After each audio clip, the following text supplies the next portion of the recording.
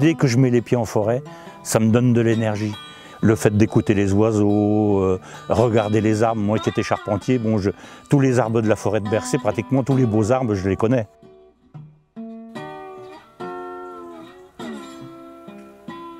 J'ai besoin de toucher la terre, les pierres, et c'est surtout aussi la beauté.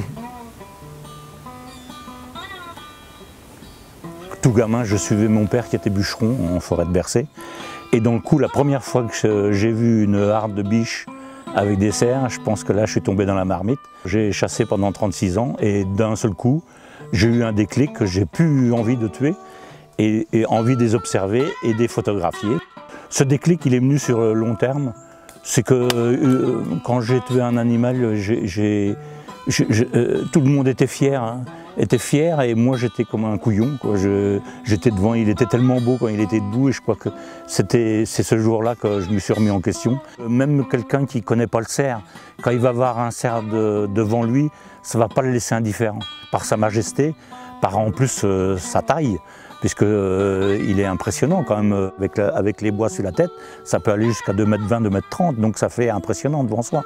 Et puis, on ne sait jamais sa réaction. Il a peur de l'humain, mais des fois il peut avancer sur l'humain et là on se pose des questions.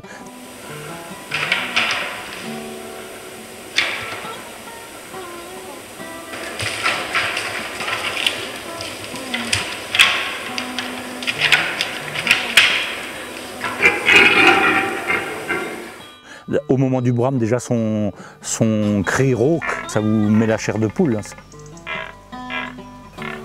Dès que je rentre en forêt, que je vais faire un affût, que je pense que je suis déjà dans un état second. Je compare ça à du yoga. C'est que je fais complètement abstraction de mon corps. Tous les bruits sont amplifiés. Tout est important. Chaque déplacement, le chant des oiseaux, il y a plein de choses. L'odeur, c'est un cerf qui se déplace qui est à 100 mètres de vous. Si vous êtes à bon vent, vous allez avoir son odeur.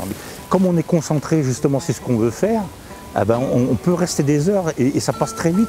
Moi je rentre après, je suis, comme on dit chez nous dans le sud Sarthe, on est frais comme une guine.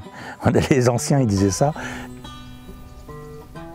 L'important c'est de faire des images sans déranger les animaux.